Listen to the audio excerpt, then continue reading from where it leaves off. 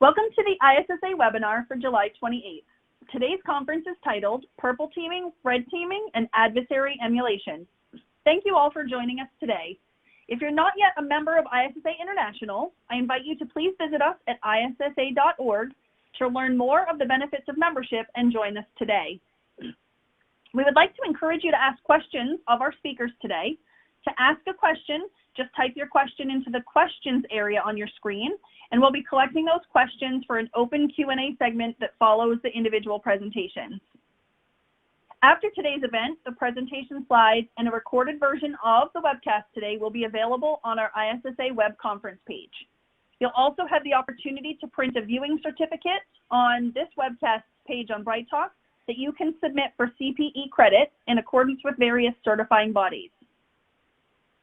I am pleased today to introduce our moderator, Jorge Orchilles. Jorge is the Chief Technology Officer at SCYTHE. He's a published author who holds postgraduate degrees from Stanford and Florida International University in Advanced Computer Security and Master of Science, respectively. Jorge leads the offensive security teams in a large financial institution, is a SAND certified instructor, author of Security 564, Red Team Exercises and Adversary Emulation, CVSS, and a threat-led penetration testing framework. C2 Matrix Project Lead, ISSA Fellow, NSI Technologist Fellow, and serves on the board of our directors for our ISSA South Florida chapter. So Jorge, you are a busy man. With all of that, I would like you to please introduce our guests and begin our conference today. Thank you so much for that introduction, and hello everyone, welcome. I am so excited about today's topic. It's adversary emulation through red teaming and purple teaming. And if you've seen what I like to do on a daily basis, this is it. This is probably my favorite subject in information security. So hopefully we share a lot of cool things with you. We have three excellent speakers today, all with a lot of experience that are going to share that. We're going to have some fun stories to share with you, as well as how to do this and how to bring value to your organization. Just real quick, as far as terminology goes, adversary emulation is a type of ethical hacking engagement where the red team emulates how an adversary operates. The red team here leverages the same tactics, techniques, and procedures, often referred to as TTPs, against a target organization. The goal of these engagements is to train and improve people, process, and technology. This is in contrast to your typical penetration test that focuses on testing mostly technology and preventive controls. Adversary emulations are performed using a structured approach, following industry methodologies and frameworks such as MITRE ATT&CK, and they leverage cyber threat intel to emulate a malicious actor that would likely target the target organization. Adversary emulations can be done in different ways. One is through a red team engagement, which is a no-knowledge engagement. That means the blue team and the defenders in the organization don't know of the exercise. Or they can be done in a purple team method, where the blue team does have full knowledge, and you go through the various TTPs in a more collaborative fashion. So for this, we're going to cover various different topics. Our first speaker will be Paul Williams. He's the Chief Technology Officer at Clarity Consulting Corporation. He's going to give some stories of a lot of the pen tests and red team engagements that he has done. He is based in Houston. He's a recognized authority on information security and has performed hundreds of red team and physical intrusions in commercial and government customers across the U.S. Over the past 20 years, Paul has 44 years of breakthrough innovation in artificial intelligence, cybersecurity, electronics, communications, weapons development, and defense-related technologies. We're very excited to have you here, Paul. Turn it over to you. Thanks, George. Very glad to be presenting today. So I'm going to give a reference point that I'm going to be presenting from of the many red teams that I've done over the years, starting in 2001 through probably 2012, and we still do elements of those today. About 100 really stand out because of the nature of the customer and the rules of engagement. And as you can see there, is my personal experience is really standing up, developing the team, selling the jobs, staffing it, getting the expertise together, developing the methodology, and leading from a strategic standpoint the jobs, letting the experts do their work. And of course, I was more on the cyber side as far as my personal contributions to the teams. But more than 100 of them were for national critical infrastructure and U.S. defense industry customers across the country. So because of the caliber of the nature of the customer, that allowed us to use the same tactics that foreign intelligence agencies would use. And so having a background in that, we used the same tradecraft, the same innovation, the same reliance on technology and collaboration and surveillance to accomplish our targets. We never had a failure. And so these were no-holds-barred engagements in which almost anything went, with physical, social engineering, and cybersecurity attacks conducted at the same time, with no advance warning given to the defenders. Now, limitations were set primarily on the destructiveness of our attacks and their duration and scale. You know, for example, they might say, look, your object's to get in, not to destroy the place. So if you can write a certain file to a certain server or get into certain weapons vault and plant a certain flag, for example, that's signed by both sides, and remove one, then that double assurance guarantees that you obviously could have done a lot more than just simply get in there. And so that's sufficient to prove that your tactics were correct and that there is a vulnerability there. At the Red Team 2007 conference in Washington, D.C., we were very honored to get some recommendation from the de facto experts in the field at the time with Sandia National Labs, and we got publicly commended for our groundbreaking tactics we developed for our blind red teams against heavily hardened targets. Air-gap facilities are completely different than commercial or government networks that are connected ultimately to the network. So here are my insider's tips and tricks of the trade against doing red teams against targets of that caliber. And of course, if you can gear up for that, then you'll roll over anything else that's under that very easily in comparison. All right. So let's start with physical security. We're doing a three-pronged assessment of physical attack. We're going to do attack the people, and of course, cyber, electronically, all at the same time. Number one is physical surveillance. Study everything. A lot of people make a mistake because they are trying to look for something. We don't do that. We want to look at everything. First tip is to rent an apartment or office near the target, and use a tripod-mounted 50 to 150 power lenses for exceptional close-up detail. Example, reading sensitive documents through windows a half a mile away.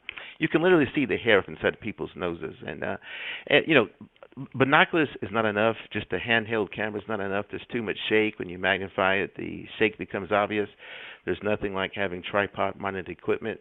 Of course, there's some risk there. Some facilities do counter surveillance. I'm not going to talk more about that, and you have to know what you're doing, but I'm giving broad tips. How that's accomplished is up to you. And tip number two is don't look for something, as mentioned. Look at everything. That's a key. That's a key tactic to our team, was to systematically look at everything. And I mean everything. Use high-resolution, close-up surveillance equipment to examine in detail every feature of the target.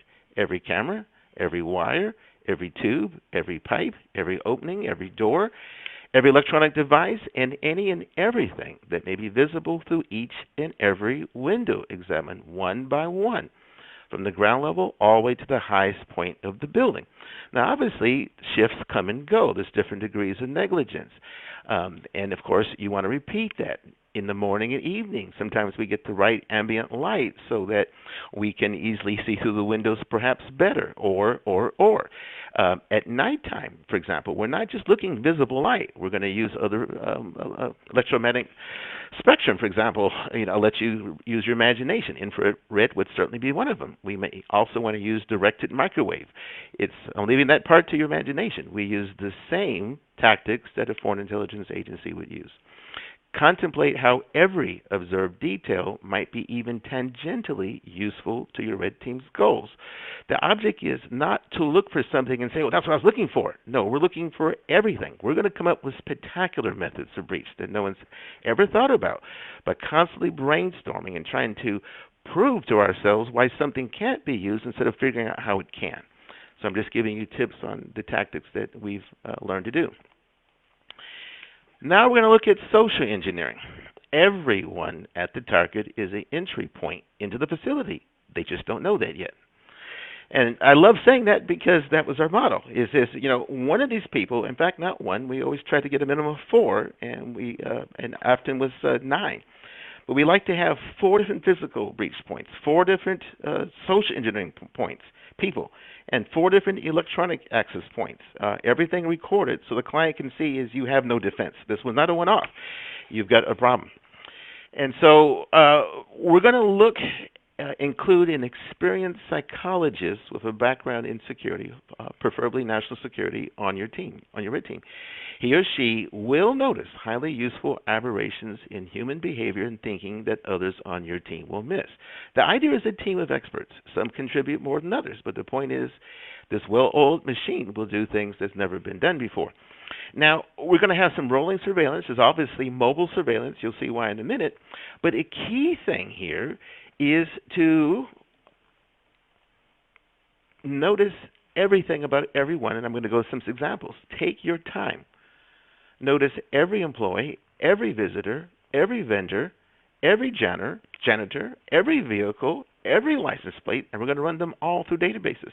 The better access you have, the more you're going to find out, the more you can link together, the more patterns you can discover, the more weaknesses and flaws. We're going to record and catalog everything, organized by who, when, where, and why. Very important. Otherwise, the data will quickly overwhelm you. Notice even variances in how key targets walk. Kid you not, which can provide exceptionally useful openings against heavily hardened military and defense target. What do I mean by that? It's a whole category that allows us to get exceptionally high quality intelligence about the target. There are people who literally get upset at the security. They think it's too much security. When I worked in the intelligence community, there was places where it took quite a while to go through a series of different things to get where you're going. And there's that overhead. And some people just kind of rebel against that and say, you know what, there's no enemies around, and I don't need that. And it changes the way they walk. It changes the way their hands swing. That person is ripe to talk. They're ripe to complain.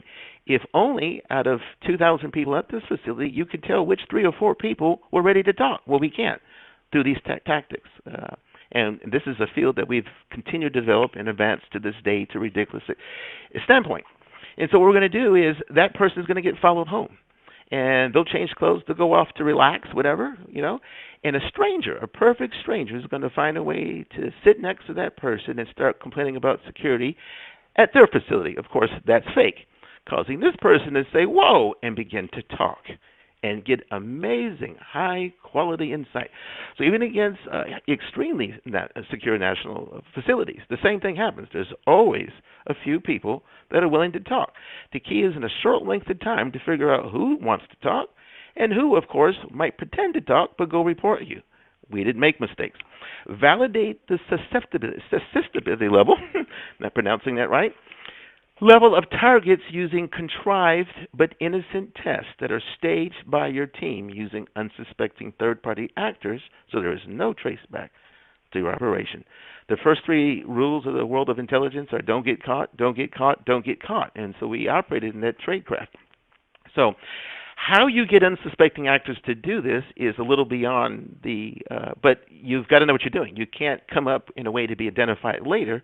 So if this person gets caught or interrogated, they tell back. So you're going to have to use your imagination how to fix that. But the point is you're paying someone $100. Say, look, I'll give you $100 to just go through that gate and see what happens. Just walk up to security guards and just ask, how do you get to the nearest Dave & Buster's or nearest coffee shop? Just anything. We're trying to see how the security guards react. Does one guard come out, or 2, or do all of them? Do they stop observing the surroundings? Do they forget about situational awareness? What reports do they write? And if the same actor dressed the same way approaches guard post on the other side of the facility, do they already know and realize, wait a minute, this can't be random? So you're using other people to get that done. And they have no idea who you are, have no ability to identify you because of the, obviously you're going to be in a degree of disguised state. And this is crucial because you're testing not everyone at random. You're only testing the ones that we've already pre-identified are going to give us the information we need towards something or be the opening we might need when the actual hit occurs, combined with our diversion.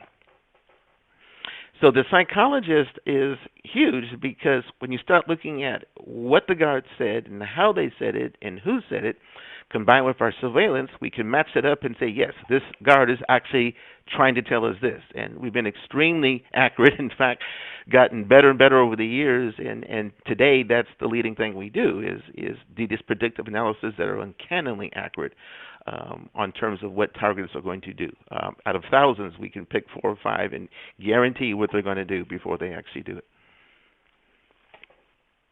So there's electronic security, operation takeover. These are all previews. We'll get to the planning part in a minute, but we're going to use, obviously, we didn't have drones back in those days that were readily available that could carry the kind of stuff we needed to with the cost points we had to afford, but that's not the case today. There's all kinds of gizmos, including fake gizmos. We can actually potentially install things that look like security, but in certain places, not others. That's actually controlled by us. But tip, the best cyber attack equipment is custom made and custom programmed for each unique red team target. One size fits all equipment purchased off the shelf or from the web can only do so much. Again, these are very heavily hardened defense and national critical infrastructure facilities that were air-gapped. So, yes, in the beginning we did use off-the-shelf equipment, but quickly morphed to making some of our hardware, modifying existing hardware, modifying the firmware, definitely writing our own software, and custom packaging it into our own disguises. You know, if there was a delivery, for example, that the physical security team saw, there's an opening with servicing the Coke machines. What could we package into a Coke machine from the factory, intercepting that? What could we package in to perhaps relay signals collection from inside of a facility through an outside link and still avoid their TSM countermeasures devices? And so all that had to be done. And so every opening through every method, all watched and exploited with the ability to take things apart, machine stuff in, and so machine it into the woodwork, it escapes a close examination. And that's just an example. I can't give a real example, so I have to give an unclassified example. So arm your physical and social engineering red team, your physical intrusion breach warriors. These are the guys on the front line who are actually physically getting in. They have the greatest risk of all. You're going to arm them with an array of cyber exploit hardware devices, electronic wizardry, signals exploitation equipment, and training specifically designed for breaching heavily hardened air-gap targets. You know, I go back and forth. Which is better to have? Is a super geek cyber guy that from a young age has just so deep into hardware, software, and firmware that they're just freaky. But their expertise isn't penetrating physical barriers, and particularly in this world here, like we've done, where there's some very serious consequences for getting caught or disturbing the peace on such facilities where they don't know you're coming and they're armed with weapons, right? So, and meanwhile, you've got these guys that are soldiers of fortune, they're paramilitary ops, they're ex-intelligence community paramilitary ops guys that are used to operating around the world, not just in a certain agency, but actually operations guys, hands on the ground, personally penetrating embassies and things. But they don't have that much cyber training. They've got some, but not to the degree of the geek. So we went back and forth, and really you kind of get a hybrid where you get one of one and one of the other. But we're going to plant electronic hardware devices behind the lines to gain electronic and/or radio control of the target's command and control electronic equipment for the target's facility alarm systems, surveillance cameras, security devices, elevators, and the security guard's tasking, messaging, and communication systems. When we have that, we can impersonate, we can distract, we can do anything we need to. Then we're going to gain control of the internal IT authentication systems. Again, these are air-gapped networks. You've got to physically get in there. We can't electronically from the outside. That's the sensitive but classified network on the outside. But there's we need to get to the other side of the air-gapped network. And from there, it is only a matter of time until everything's under our control, with our point not being to destroy or disrupt the facility, but to show we had complete control, could have done anything. Now, I'm going to modify this. There are plenty of facilities, particularly toward the end of our of that period I mentioned there, where a lot of facilities didn't want us to get this far. They just wanted us to get to the point that you showed that you could. Had I flipped this switch, we would have had complete control. Okay, that's up to them. The point was everything else was real. All the surveillance, all the penetration, all the talking, all the following around, going to sometimes people that had very high clearances. And if they use VPNs and equipment from their home, you're going to come through their wireless, break all that, and come back to the tunnel into the unclassed side so all that had to be done for real.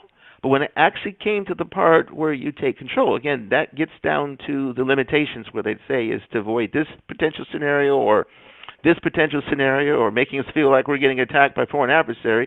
Here's where you stand out. And everything is audio and video taped. Of course, we make these awesome presentations so they can see that you were compromised every way to Sunday. Not once, not twice, but multiple times. And yes, you have an issue.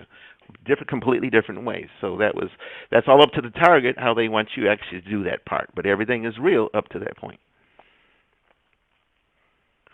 Okay, so everything we talked before is really a preview of what you're going to do when the time comes. The key thing is to collect all that surveillance, have all that in mind, look for those openings, but the hit itself is brainstorm and comes at a time, place, and manner of our choosing. If you think about it, and of course it's often been said, the offense wins every time, all things being equal.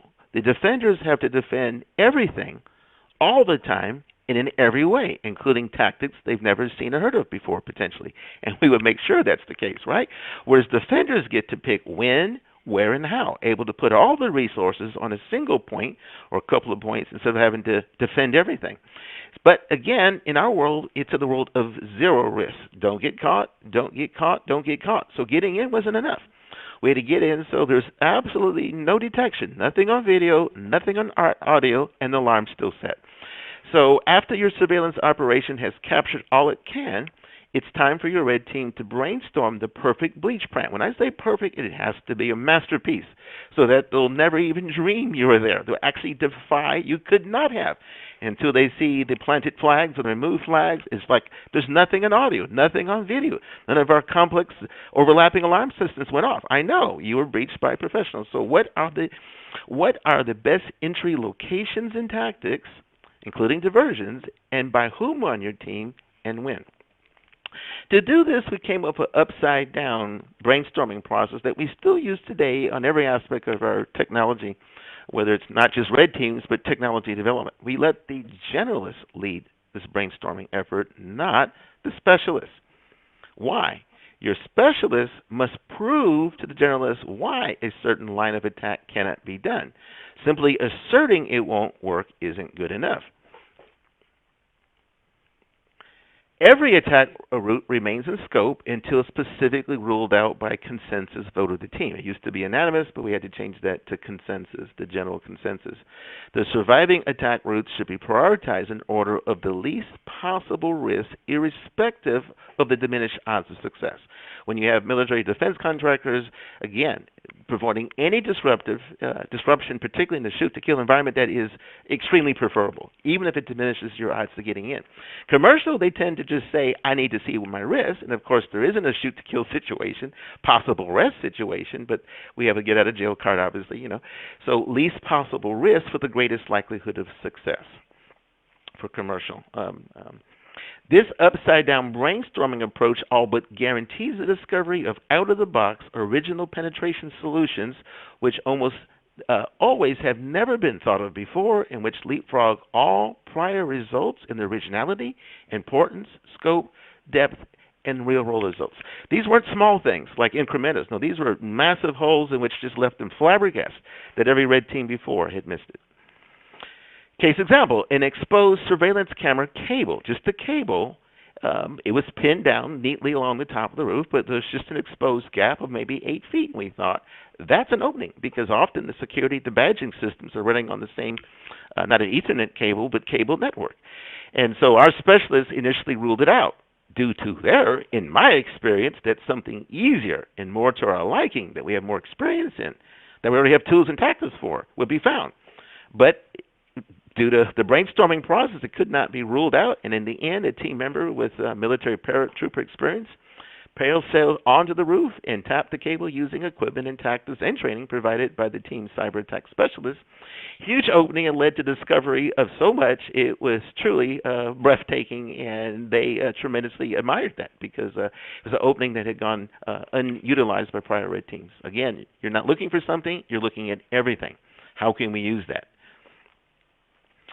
So execution time, last slide, is how far should a red team go? Oh, I'm sorry, next to last here. My rule, bend every rule that's bendable. Some people cringe at that. We did make a few enemies with some of our friendly competitive red teams. They would argue against that, but we kind of dominated during that time. Bend every rule that is bendable is, my personal take is, in my mind, it's better to ask forgiveness than to leave undiscovered or unproven an entry point into U.S. critical systems that a hostile foreign power get used for their benefit and our loss. So we're brutal, and I'm being kind. Actual case example, a red team job in which our physical access to certain portion of a defense facility was expressly forbidden. In other words, you guys will not touch that. And there was no alternative electronic access to exploit. So this effectively meant that we couldn't access that part of the facility. And given its importance and extreme importance to the nation, we felt we had to do something about that. And so it was noticed and discussed that we were not specifically forbidden from manipulating the authorized personnel who did have access. You know, the guys with the clearances that were in there. So rather than, we could have went and clarified, but nope, they didn't specifically forbid it, so we're going to use it. So we jumped on that. And we quickly used this gray area to our advantage, and details changed a bit to protect the innocent or guilty as case may be, but we used what were later termed nefarious methods, actually just simple social engineering, to compromise the electronics of a secure vault sold by a supplier company, which when later installed by our customer in their secure facility, allowed us to achieve our objectives for this mission. And again, details changed a bit to protect. So, all right, so summary slide. Here are the 4 biggest keys to our 2005 was the peak. That year we were 50-0 on 3-part red teams of cyber personnel and electronic breaches. And the average hit itself averaged 12 minutes start to finish. That was astounding. I mean, you know, again, days or weeks of surveillance, but the actual hit itself, start to finish, multiple breach points, just 12 minutes. All those avenues were pre-thought about. Everyone had a time, every split-second timing. Military-like precision hit the facility in and out, and that was the average, 12 minutes, 50 red teams that year. We still do that work, but now mostly tabletops. We show customers, if we were to do a red team, here's what we do, and that's very valuable to people. So not counting weeks of events, surveillance, brainstorming, and tool development, obviously, but the actual hit, when we said go, during the window they gave us, you know, the top experts, not the guards, that was the result. Number 1 of 4. World-class expertise in the domains of physical security, human factors, and cybersecurity, melded together in a single cohesive team of experts who trusted and admired each other. That's a big thing. That's my personal baby right there. It's recruiting the team, and specifically recruiting people who get along well. The sharper the expert, the more turf fighting, and the more man up, and the more I know more. And again, we have an extraordinary ability to pick people based off their body language and even things about the person themselves and the resumes, that precisely allows us to pull together teams, any group of people for any customer, that says these guys are going to work together and meld together very quickly to the extent that another team of experts would not and could not. That's crucial. Number 2, practice, practice, practice. We constantly practice on what often turned out to be the hardest targets of all, each other. All of us were domain experts in our field, so it was not fair to attack a physical team member on the cyber side or vice versa. No, in their domain experience, brainstorm something to get their attention. And here's what happened. The better the attacks that were launched on each other, the better the defenses became, which we then would sell, right? And the better the defenses, the more we had to erase our attack, because you're coming against people that know what you're doing. So again, practice like nothing else. This is for real. If we could take over and get somebody good, hard, that's exactly what's going to happen on our own team. So no holds barred on that. Number 3, state-of-the-art electronic equipment created in-house by our team allowed us to defeat advanced overlapping camera and alert systems while leaving them set and running normally. Weeks of extensive surveillance, target pattern analysis, and meticulous attention to every detail, combined with an upside-down brainstorming process led by generalists instead of specialists, resulted in the development of dozens of unconventional, never-before-thought-of, lightning-fast, successful attack paths. All right, so now it's your turn. Use your red team to help make our nation more secure. That's what I'm about. Thanks, George. Awesome. Thank you so much, Paul. I like the controversial item there towards the end about going a little further than you're allowed in the interest of security. Would love to hear from the audience what the thoughts are on that. I know a lot of our audience are more on the commercial side, but give us some feedback there. And, of course, ask questions.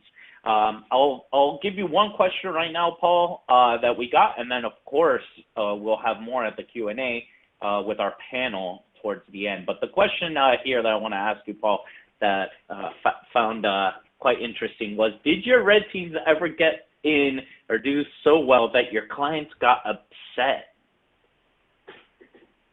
Yes, extremely common. I'd say 90%. In fact, it's maybe higher than that, these very customers who are so proud of the security would tell you on and on, you'll never do this and you'll never do that, and they wouldn't tell us a lot, but they'd specifically say, you may get somewhere else, but you'll never get in here. And of course, we 100%, we made sure that in the dead center of the thing they're proudest about, we didn't nail them, but nailed them hard. And they'd get extremely upset and start saying, but if they calm down and they watch the video and watch the audio, and again, we're using multiple methods, they'd calm down, and eventually you'd see their shoulders just slump and they go like, you got us. I mean, because we didn't hit them just once, we hit them multiple times, and that's when they'd surrender.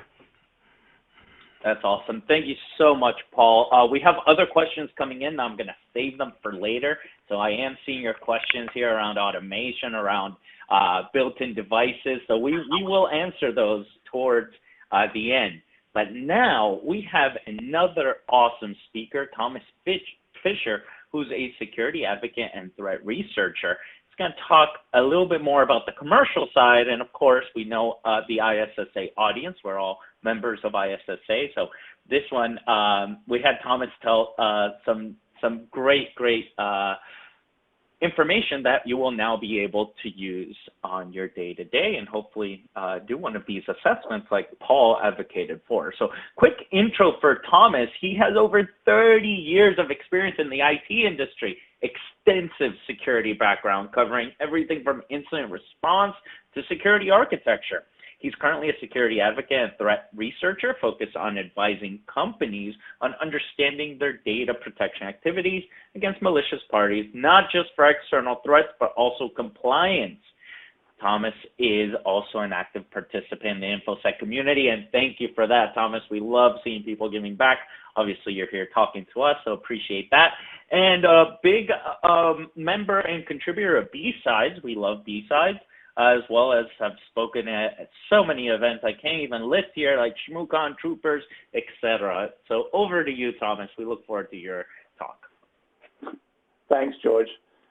Good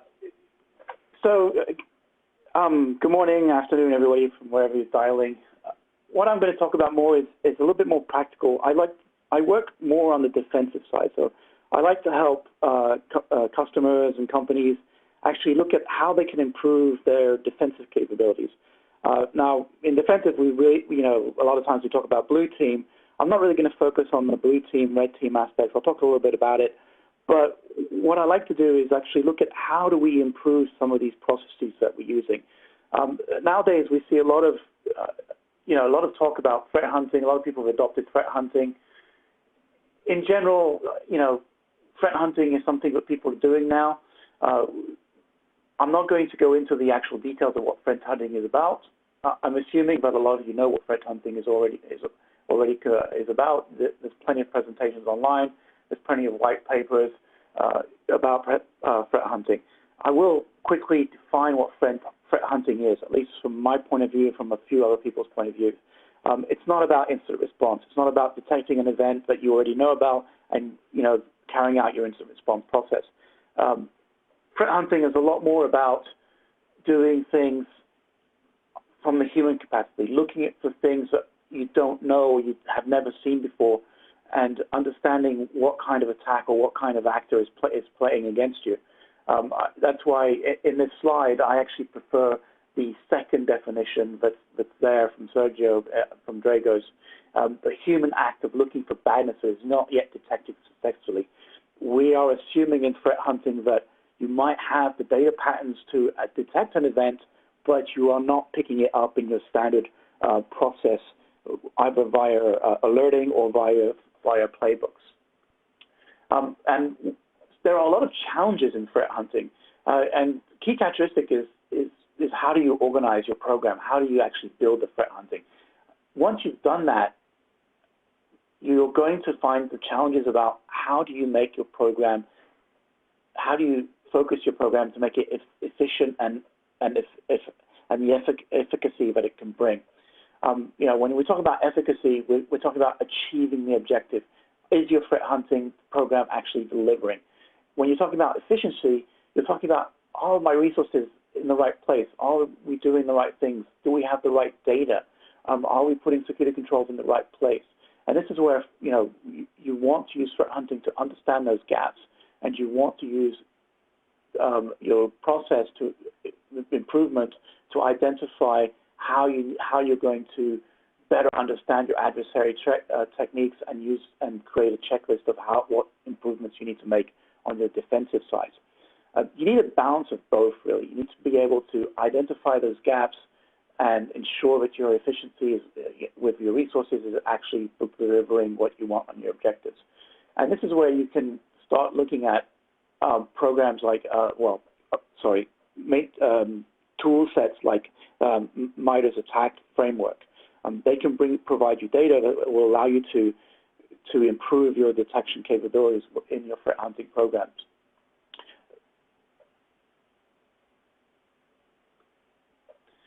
So when you look at what are the key characteristics of an efficient process, we're looking at what adversary we're trying to model. Are we looking at the right adversary? Typically, what you'll want to do is understand what your business goals and what organization would actually look at attacking your business goals. I think, especially if you're from the U.S., there's a lot of talk nowadays about, is there going to be an attack on the election process this year?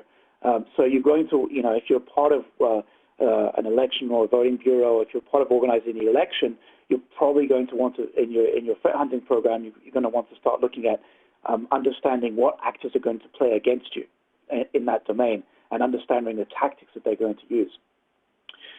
You also want to prioritize those adversaries based on the importance of what they're doing. We've heard about the Chinese. I think it was the Chinese. You can correct me if wrong in the chat or in the question section. But there's been and the Russians have actually been trying to attack some of the Western pharmaceutical companies to gather the research around the COVID-19 vaccination trials and vaccination development progress.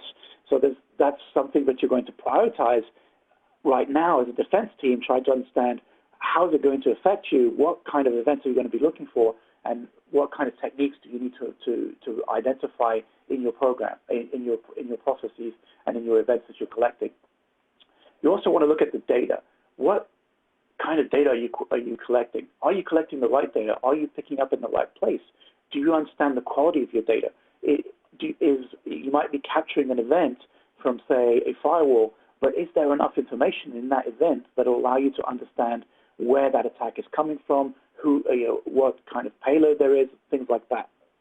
So you need to evaluate that quality of data. You've got different technologies that you might want to use as well. You can range anywhere from a SIM to tool sets, local tool sets like Sysmon for your agents, anything that potentially could bring up that data. And on the other side, you also want to look at technologies that might help you actually gather and document what you're looking for. I just saw recently that the Hive has released a new version. The Hive project is a really good tool for collecting, open source tool for collecting information on events and doing an instant response process, or even I've used it before to actually gather to kind of use it as a notebook for my threat hunting activities as well. People skills are important as well. You're not going to be, the person has to have a fundamental understanding of what he's looking for, understanding of how things work, understanding of the different techniques that you might need to apply to be able to detect those events and to analyze those events to match them to some kind of attack pattern. So all that is important. Then this brings us to kind of the pyramid of pain. When you're talking about a SOC, or you're talking about an instant response process, you're talking about detecting events.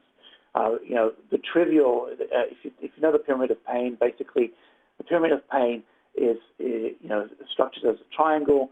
The wider base of the triangle is the easier part of the work. It's the easier part that you're going to be able to achieve. It requires little effort versus the point, which is the hardest part of the whole process, or the whole gathering of data or of detecting things. So in this pyramid of pain, typically in the threat hunting program or in instant response, you're looking at the trivial, which is doing detections against hash values. You're looking at detection of IP addresses that are known bads. You're looking at domain names the same way as IP addresses. These are simple things. You can get this information from your threat intelligence providers. Then you're going into looking at network and host artifacts. So what kind of data are you actually, what observables are you carrying into your detection platforms? What kind of information is it providing? Do you have the full URI? Do you have C2 information? Do you have the protocols of the C2 embedded in the network captures? What kind of host artifacts are you able to collect? Do you have registry keys? Are you able to analyze the registry keys? Can you grab a piece of malware and decompose it? Things like that. Then the tools, that becomes a little bit more challenging. How does the software used by the adversaries accomplish their mission? Do you understand what kind of tools they're using? Do you understand how they're crafting their malicious documents to carry out their phishing? Do you understand what kind of backdoors they might be using in your environment? Finally, the really hard part is understanding the tactics, techniques, and procedures. This is where your detection level and your response level really accumulates to a full-blown maturity to a certain extent, because you are no longer looking for simple things like indicators. You're looking for methods and the way that the actor is actually trying to infiltrate your environment. And this is essentially where adversary emulation falls into play. And we're going to talk a little bit more in depth about adversary emulation in a few minutes. And this is also where MITRE ATT&CK falls into our tool set. This is where it fits into that pyramid of pain and how it can help you progress and improve your process. So I'm going to actually talk about adversary emulation, which is different from red teaming. It's different from purple teaming. George mentioned it a little bit in the introduction that there's little different options of teaming that you can do. Adversary emulation is a little bit different, but it fits into that. So what are we talking about with adversaries emulation? Well, we're not really talking about using vulnerability scanning or pen testing. Some see it as red teaming, yes, but it's really working in a way that your security team is performing actions to assess and validate your defenses around how an adversary operates.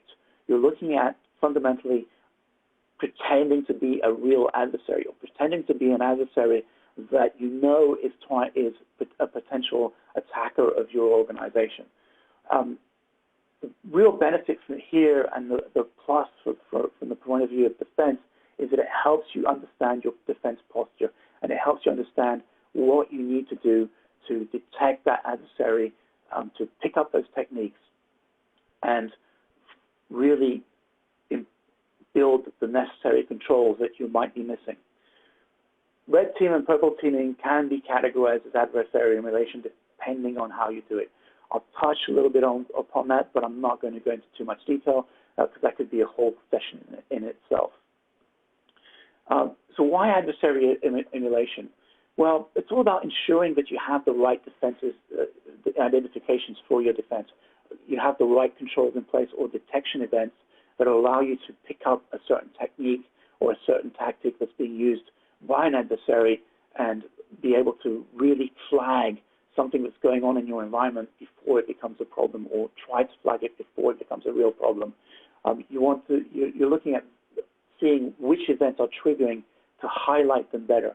So let's say we go back to that adversary, for the coronavirus, you might know which threat group is actually trying to infiltrate your pharmaceutical company.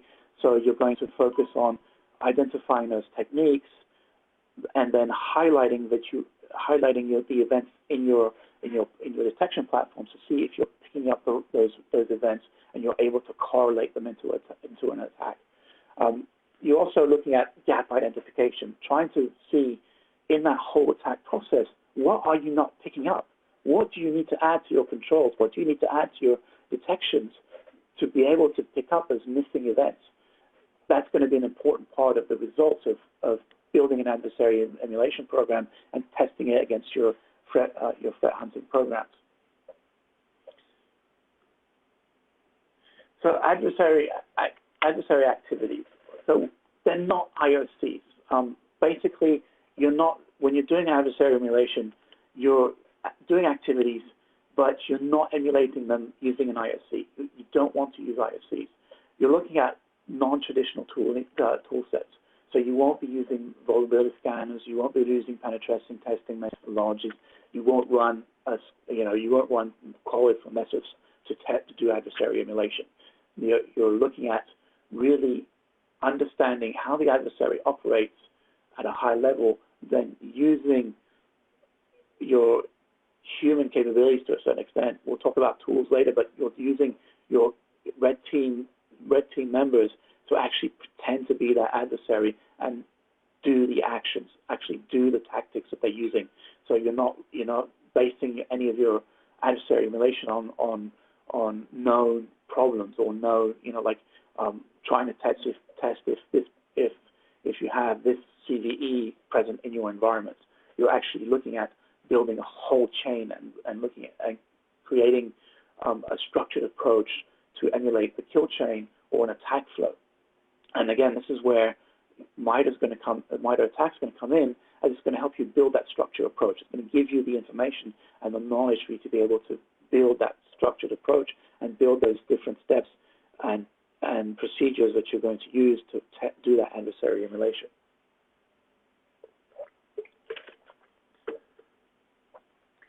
So what's the key difference between pen testing? Because as I said earlier, we're not really doing pen testing or running scanners versus adversary emulation.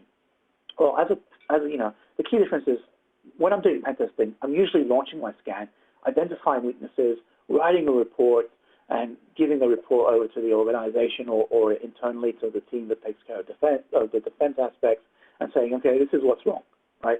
I might also be limited in scope. I might not have Paul talked about it earlier. Scope. You might be limited in scope, but the whole point of a red team exercise is that you're not really bound because the adversary is not bound. The adversary might know about a little device that you have on the internet over in some corner of the organization and use that to infiltrate your environment. So you're not limited. So pen test really focuses on one part of your environment. So it's not really catching. It might not be catching as much as you want, or actually flagging as many things as you want. In an adversary emulation, you're actually trying to understand and show how the organization is doing at preventing or detecting an attack.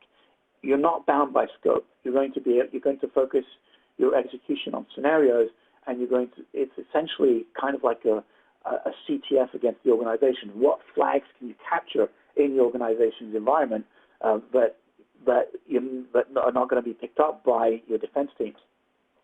You're emulating how the attacker works. You're testing the prevention and the detection. So this will require that the blue team be present typically. So, when you're doing adversary emulation, it's not about a red team. It's not about testing your detections and seeing which ones are kicking off.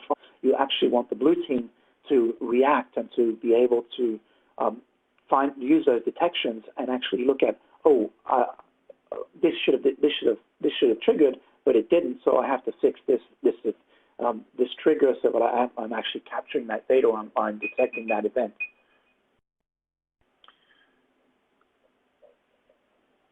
Now, when we're talking about purple teaming versus red teaming and blue teaming, so blue teaming, I think everybody understands it's defense. Purple teaming is a little bit of blue plus red, but really, when you're talking about blue team or purple team, you're not just assessing, but focusing on improving. So, purple team is typically a red team married with the blue team, and here you're looking at running real-world threat actor emulations and working together to identify the types of events that should be triggering, what types of things you should be looking for, and the whole goal there is to improve the prevention and detection capabilities of your blue team. So, did you see this attacker tactic? What needs to be fixed to reduce the gap of what you're seeing versus what the attacker is doing? The red team is more about assessing the blue team. Red teaming is more about assessing the blue team, assessing your defenses. You will use real-world actor type TTPs, but typically you have little or no interaction between blue teams and red teams. So the red team does its job and then says, this is how we compromise your environment. And then the blue team has to go back, look at the report and say, okay, I understand, or maybe I don't understand. And then they might work with the red team to actually better understand what we're talking about. But overall, you're trying to make things better, but it's a report feedback loop. So the red team acts, creates a report, the feedback is applied, and you start again. In purple teaming, you're actually trying to break that feedback loop by working together and doing an action, and then the blue team says, yes, I detected it, yes, I stopped it. The red team says, no, you didn't, and you work together to figure out how that defense can be improved. Now, don't get me wrong, both types of teaming do have a place and they do have a value.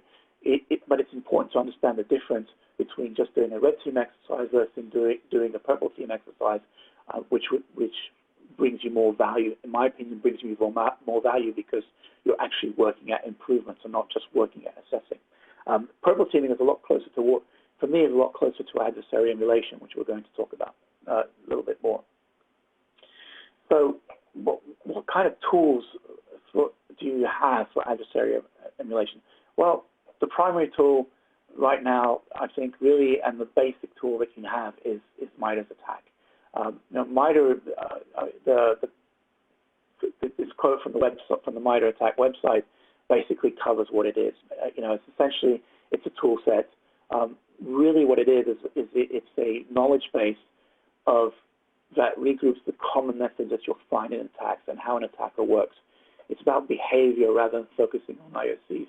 So you're talking about understanding the tactics and the techniques and potentially the procedures that are being used by different groups and how they overlap, what kind of procedures you'll see more often, what kind of activities are being done to do a compromise of credentials or to do a lateral movement.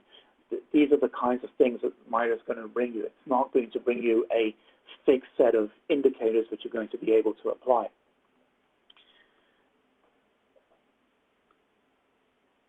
So within MITRE attack, you basically assume that a breach has occurred. So we're in the initial, the MITRE ATT&CK really starts at the initial intrusion aspects.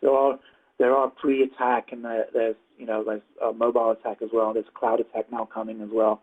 But essentially, when you think about attack, the main attack body, we're talking about from initial intrusion to exfiltration. So we're talking about breach is assumed, the attacker has done all his work of understanding your environment, and he's broken in, and he's now setting himself in. It's really focusing on the latter half of the kill chain, or the latter 3/4 of the kill chain, depending on the way you want to look at it. Typically, you'll have the initial intrusion activities done, so the scoping work and things like that. It focuses on tactics and techniques. Procedures are less apparent here, but with tactics and techniques is what we really need for emulation, adversary emulation. Tactics essentially are the high-level steps, or more specifically, the goals an adversary wants to achieve. The techniques is how those goals are achieved, or how the adversary carries out things to achieve that specific goal. It also identifies a typical actor. So what attack does is it does a lot of work around providing you with typical tool sets, but also which actor uses which tactic and which actor uses which technique. There is a new component in, I think it was released end of June or just early, June timeframe, or maybe this month. But it's called the sub-techniques. So basically, they've reduced the number of techniques and regrouped certain techniques into sub-techniques for a higher level technique. And I'll show you some examples in a few seconds. But it's about these various actors are. You'll see sub-techniques covers a tactic that's a technique that's overarching and will apply to various will apply to various actors. So this is the MITRE ATT&CK matrix. If you haven't seen it before, a lot of people have probably seen it already. This is actually the latest, one of the latest ones.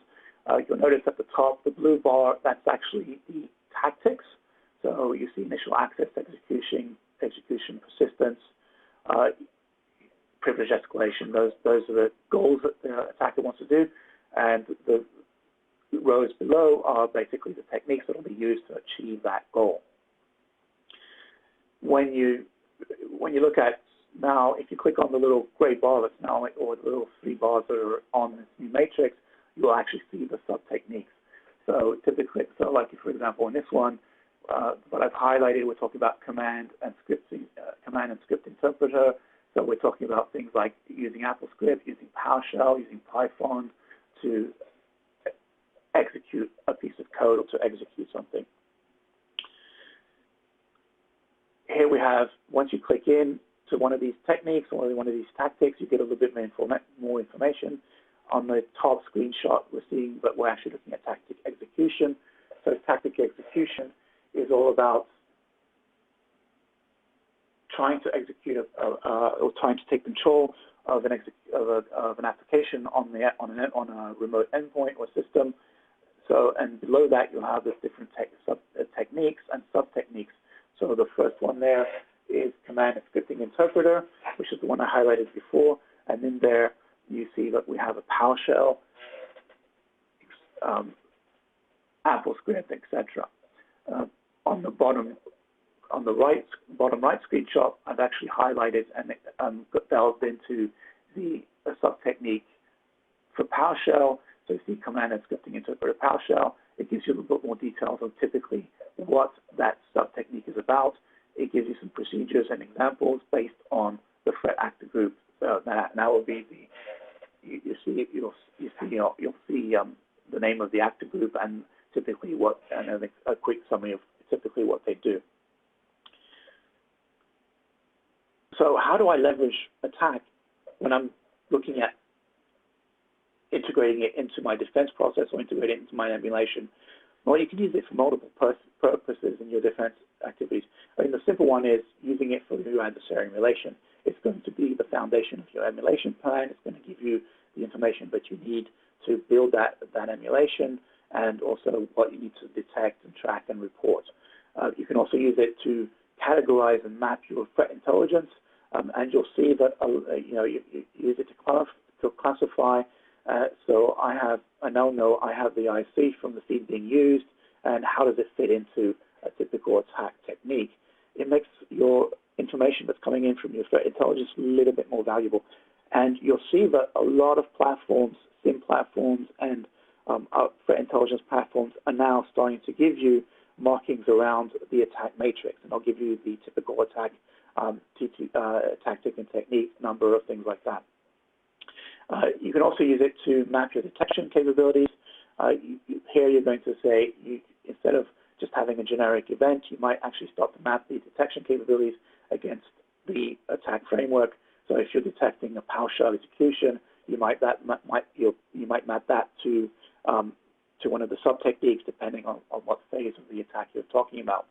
It also allows you to build kind of a maturity evaluation of your SOC or your IR, because you're actually focusing more on your methodology and the methods that the attacker are using rather than just doing IOCs. It also helps you to prioritize and build new or existing defenses based on your organization and the threat actors that might be acting against your organization.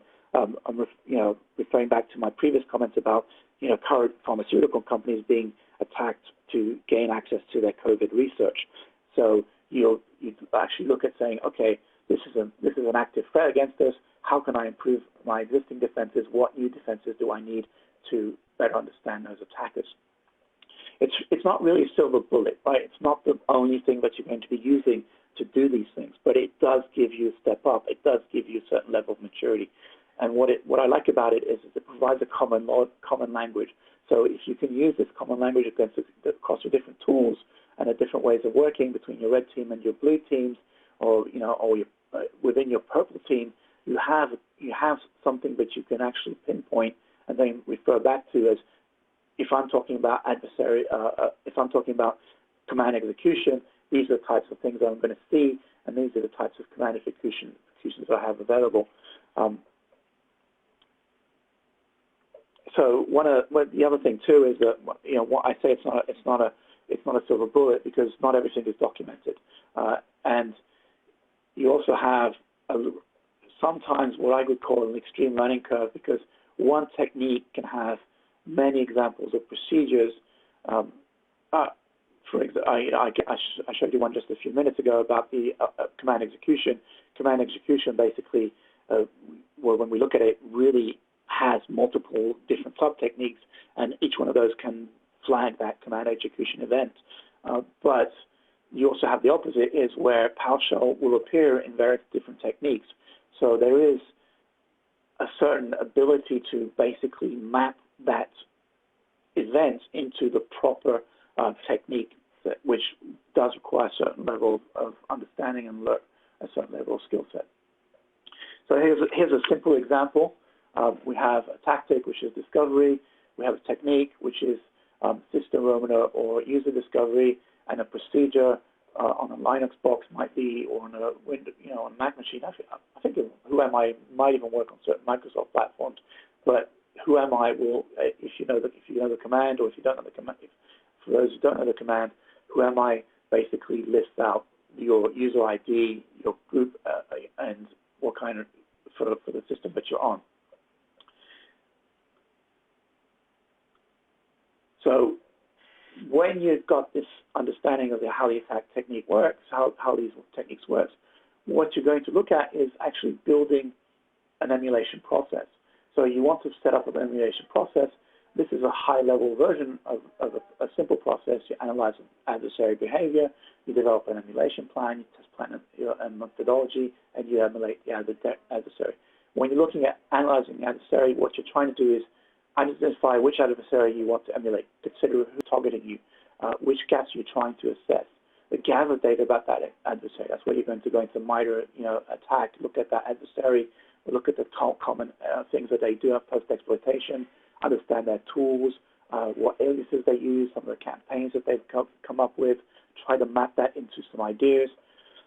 From there, you extract the techniques, you're looking for the behaviors, you want to store them in a structured way so that you can reuse them, maybe like an outline, or maybe if you're going really technical, you could use a YAML file, for example. Have the threat intel originate. Really, you can pull it from your threat intel.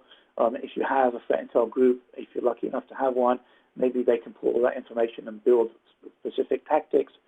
Look at the website, work as a team to identify those tactics and which goals you want to achieve. When you're analyzing and organizing, you establish the adversary goals. So what are you going to try and do? What are you going to try and achieve in this emulation? Maybe exfiltrate a piece of data, exfiltrate a flag. Consider the adversary's modus operandi.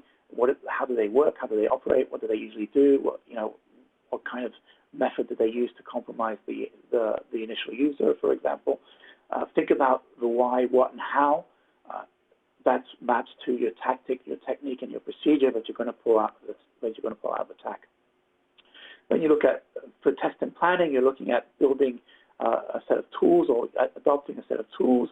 I'll talk a little bit more about tools, but really teams are going to be your fundamental tool. Teams are going to be very important. Can you exhibit the right, understand if that tool is going to be useful for you? Can you extend or modify those tools? Do you need to develop anything specific? Do you have a delivery mechanism? Do you have command and control capabilities? Do you have an external environment that you can use to emulate that the external attack form? Can you create the payloads? Do you have the capacity to create the payloads? Do you know somebody who can create payloads for you? Can you modify the IOCs and the behaviors if possible? Can you look at your event detection? Do the IOCs map properly? How do you obfuscate? You want to look as suspicious as possible. You don't want to be able to trigger just a simple. You don't want just to trigger a simple detection. You want to build a manual. So provide multiple implementations across your tool sets. You're going to list out the steps that you're going to take, what commands you're going to run, provide some examples so that you understand what you're actually trying to achieve, and you can share that ahead of time so that you know that you all agree on the method. Sometimes I'll tend to write it as I go along. When I'm building these tests, I'll build in a test environment. I'll build that emulation plan, and I'll document it as I go, and that becomes my reference manual for later on for actually doing this in a more productive operational environment. Finally, you emulate your adversary. This is when you get to the actual testing. So there's a lot of pre-work that has to be done when you're building this adversary emulation. So you're going to set up your infrastructure, you set up your C2 servers, maybe buy some test domains if you don't have some already, subscribe to an AWS or Azure account, things like that. You're going to test, install it, then you're going to emulate your actual adversary. You're going to follow that modus operandi that you documented, and you're going to attack your organization. You can do it slowly so that you work closer with the blue teams, or you can do it fast to do like a kind of smash and grab like some adversaries might do. Important to understand here is that typically, you'll see that the blue team really has a strong focus in your initial analysis part. You're going to develop an emulation plan. That's going to be the red team mostly. Then when you're doing the actual, when you're actually emulating the adversary, you're going to have both teams involved. And this is where that purple teaming concept might come into play. The attack framework really comes into play in the initial part when you're building that foundational plan. So how do I use attack to build an adversary plan? So when you're talking about adversary emulation plan, you're looking at building an effective, something that's effective. It's going to be a good adversary emulation that's going to be engaging for both your red team and purple teams to work consistently and in a manner that's going to provide you enough information so that you actually are able to identify those gaps and improve your process. You want to include distinct phases to mimic the real-world adversary. You'll find that if you do research on some of the adversaries, they actually have specific phases where they'll do set up an initial access phase. They'll do some discovery and create a foothold once they're inside and do lateral movement. Once they've done that, once they're nice and embedded, they're going to collect data and possibly exfiltrate that data or launch a ransomware or something like that. Attack will give you some precise examples of what a known adversary does, but you want to improvise. You don't necessarily, adversaries change their tactics over time. They know about attack as well, so they're not going to follow the same steps every time. They're not going to follow the same things every time. They're going to, change it up a bit as well. So as a purple team or as an adversary emulation, you want to change it up as well. You want to improvise. That will help you gain even more knowledge, and it will help you identify even more gaps. So what are clearly, for me, the criteria for a good plan is that you don't have enough resources or time to do every technique you want to focus. I think there's like over 200 techniques, if you include the sub-techniques. I can't remember the exact number. Jorge might know them, George might know them a little bit better. He can, if he has them, he can mention them after I finish. But you want to do things that are important for your organization. You want the adversary to be the adversary that you're emulating. You want it to have as much relevance and as much impact to your organization as possible. So, for example, you're going to look at Russian groups if they are the ones that are attacking your pharmaceutical division working on the vaccine. So typically, you can evaluate how much time and effort am I going to actually put into this. What techniques are covered by my controls today? What techniques am I looking to find that I have gaps for? What threat actors are relevant for me? Which you'll be able to discuss this, with your defense team. See what kind of activity you've been seeing lately. See what kind of events you've been detecting lately. Look at current actors that are actually active in your sector, and also look at what techniques you think you're detecting with your typical monitoring cases. What you want to do is potentially look at the emulations that you're doing. You want to see that they map to the current cases that you're using, but also that they actually don't, because you want to see how well you're going to, as a threat hunter, you're going to see how well your data that you're capturing is going to allow you to actually detect events that you're not alerting or that you're not picking up systematically. So here is MITRE ATT&CK actually provides an example emulation plan. So they used APT3 in this case. You see there's 3 phases here. So, phase 1 is the initial compromise. Phase 2 is the doing discovery and creating a foothold, and phase 3 is the exfiltration. So APT3, the adversary objectives, is the exfiltration of a document. That's what they were doing. This primarily, they targeted printers and file shares, and it was more about intellectual property. It was a Chinese-based organization. So if you have problems with Chinese-based organizations, threat groups, this is probably a good scenario that you might want to emulate.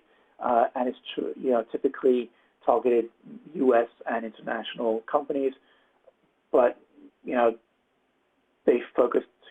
they've moved around a certain bit, gone to Hong Kong, focused on Hong Kong organizations, things like that. So it's always evolving, but they have some processes. So in phase 1, in the main phase, if we look at phase 1, for example, so they have an initial setup where they're building their command and control. So they have a C2. So you would want to do something similar in your emulation. You build up a C2 infrastructure. You have defense evasion techniques and getting that initial compromise.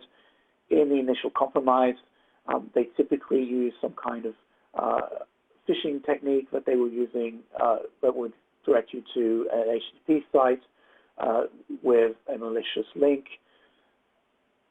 and or later they evolved into spear phishing with a malicious raw attachment. So these are kind of things that you would prepare for your initial access to emulate those events and to be able to see if you actually pick them up. In the second phase, they're basically doing discovery, privilege escalation, they're doing lateral movement, they're doing persistence, they're doing execution. So all the things that they need to be able to stay in your environment and actually compromise the data that they need to find, collect it, and then phase 3, this is where they really, once they understand your environment, once they have access to your data, they're going to start collecting that data, they compress it and stage it, and they're going to exfiltrate it. So these are the high-level tactics that they're using, And what you would do to build an adversary emulation plan is then drill down into those tactics and look at the different types of things that they would, the different types of techniques that they would usually do, and build your techniques around those. So when we're talking about APT28, this is another emulation example. This is a Russian organization, and they've been,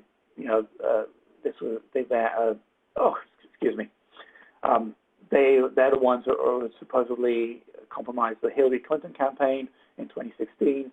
I know this is probably a touchy subject for certain people, but people think about it. I mean, and it's current, especially for the U.S. It's kind of current when they're thinking about what's going to happen in November.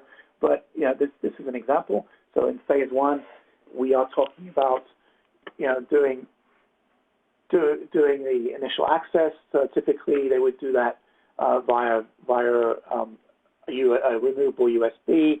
So they would some kind of tool that executes on the USB. You would put that into play. Then that tool would do an execution on the client.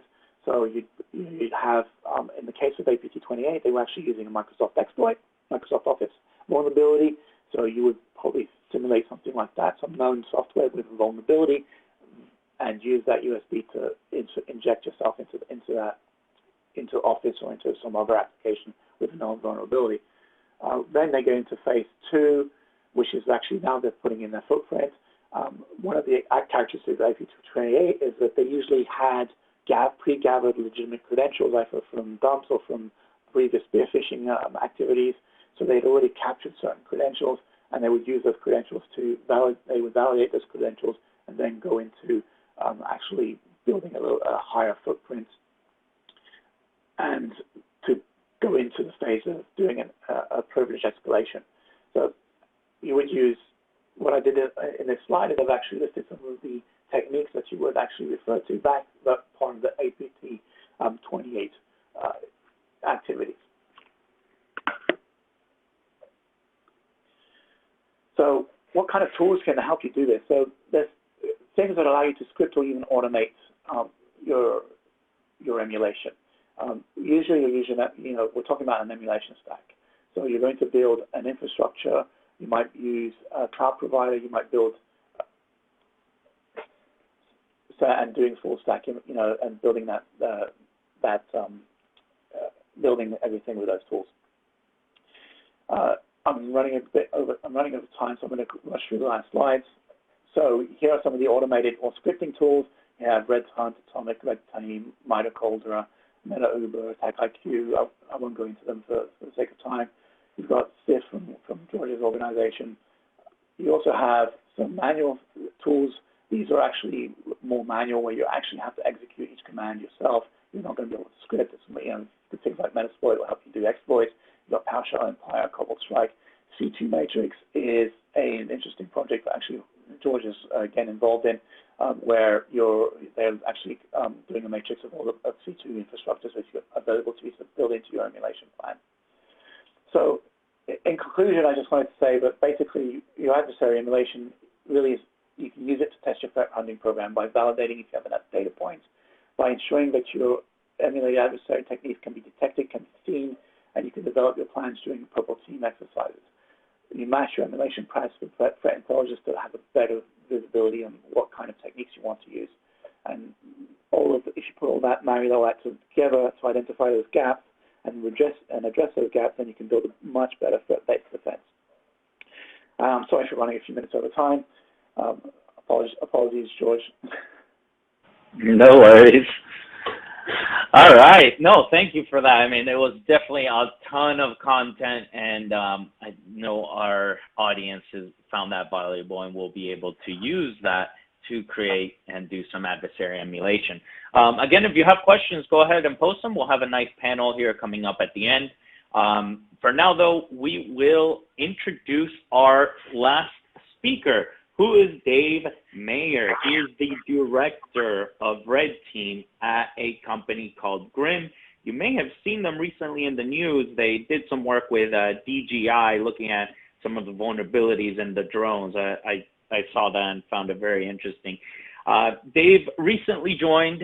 Before that, he was at another consulting company also running the red team. And before that, he worked at a global financial doing adversary emulation and red teaming. So a number of years under his belt for the offensive space.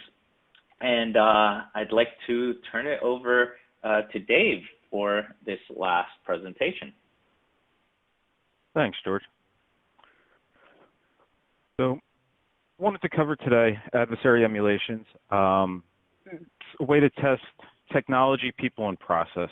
A lot of times in our field, we'll get all these controls put in place from a technical perspective, but there's never that holistic overview test that's done to make sure that everything is working properly. And adversary emulations is one way to go and test that. We can also go and verify all the controls that were in place, detect threats that could be within the environment, go and check, can sensitive data be exfiltrated from the environment? Are we able to detect it getting shipped out? What different techniques are there that can be used to exfil data or steal that data out of the environment? Large file dumps, streaming things slowly, many different methods that can be done. But not just that, what damage can be done to an organization if they were to get breached and have an adversary, a threat actor inside their network, gaining access to their systems? Another great reason to do adverse emulations is so that you don't get compromised. You don't want someone getting into your network, APT28, as we were just talking about, any of the other APTs out there, to get in and test this for you. You want to be proactive about this. Make sure you have all of your controls in place so that you can detect anyone that's in your network and be able to act accordingly once you start getting alerts. So there's a lot of people out there that are saying doing red teams are expensive. We need to get special people hired to be able to take care of these. Go out and buy tools specifically to do that. And what I wanted to do is bring this to everyone, that you can go and do an internal red team adversary emulation on a budget. You'll be able to get it done using the resources that your organization already has, people that you already have to get this done. On the flip side, if you're going to go and bring in a company to do one for you, it's not going to be cheap. There's a lot of time, as has been discussed, going into the planning and execution of the red team adversary emulation. So you can do this, though, in-house and save quite a bit of money while you're building up your maturity to then reach the point of being able to go out and bring a company in to test you from a third-party point of view. So for less than $100, I will show you how you can have your company do a red team engagement and emulate whatever adversary you're concerned about gaining access to your environment. So one of the first things to always get, you may want to get this as one of your little projects inside that you spend free time that you may have working on. No matter how you're doing it, maybe get it officially documented as a project internally, but you're going to want to go and get permission from all the way up the internal food chain of whoever has the ability to sign off on doing this type of exercise. You're going to be trying to gain access into your organization from the internet and see if you're able to exfil data or simulate exfilling data and demonstrate, okay, there is this risk, there is this problem that we have, and we need to go and fix it. And you can re-step through all of those items to test things as you're doing this. So before you get started, the first thing you're going to do is gather as much open source intelligence about your company. I've talked to a lot of people. Many people haven't gone and actually sit down and taken a look, what publicly available information is there about my company? You can use tools like Shodan, go take a look at what's exposed to the internet without actually interacting with your own systems. It'll go and show you available services, ports that are open, potentially vulnerable systems as well, and take a look at that. You can go and obtain password dumps that are out there, see what usernames and email addresses have been previously compromised by your organization. And there's also a great thing to take a look at there, because if they're in a password dump, there's going to be a password there. Potentially they're using, maybe they're using whatever their local football team is, number 16 back at a point in time. Well, maybe now that's up to 42. That's something you could take a look at as well and start trying to brute force some of those passwords and take a look at as part of this larger test. There's some great tools out there for doing this. ReconNG is great for going and trying to cull this data. Spiderfoot is great as well. Maltego, great for pulling it. LinkedIn is great as well. Once you've gotten those password dumps, you figured out, okay, this is the pattern of the email address for my company, and really taking that third-party perspective view, not using your insider knowledge. Okay, we figured out the email address pattern. Let's go and find all the people for the company on LinkedIn and then create a list that you could then use later for phishing. Google Dorks are also great, where you can use Google to go and find documents from your organization that are hosted probably on your public-facing website, go and pull them down and extract all the metadata from those documents, so where you might be able to gain internal domain names, file paths, and other quote-unquote sensitive information, or things that might not be sensitive but still considered internal information that could be out there on internet-facing systems. So once you pick that, you'll need to figure out what command and control you want to use for this. There's a lot of solutions out there. There's a number of commercial solutions, as were mentioned, Cobalt Strike, Team Toolkit, Innuendo from Immunity. You can go and pick one of those. Those are going to be really expensive, probably not in your budget. Now, there's a number of open source ones, and I've started out using open source frameworks myself. There's a lot of great ones out there. Luckily, thanks to George and the team over at SCYTHE, they put together the C2 matrix, which you can go and view a lot of the available C2s out there. They recently hit 50 listed, and you can go and sort through them. On this screenshot here, I went and sorted by price for all of the open source C2s that are out there. And you can go through and you can take a look at, does this one have HTTP, HTTPS callback? Does it have SMB or TCP? And take a look and see which one matches the threat actor that you're trying to emulate. So you can go through, take a look through the list, select what C2 you're going to use. Way back when I started out doing this, really the only one available at that point was PowerShell Empire, which is still alive and well, and you'll find it on the C2 matrix as well. So you can go and pick which one will work for your environment depending on your target systems and what you need to emulate. So you have your C2 picked out of what you're going to use. Next step is you got to go and find some domains to use. You could call back directly to IP address, but a lot of times that's not going to fit in. Typically, you'll find things going through domain names out there. So you want to go and find domains. There's a lot of different techniques you can use to go and find them.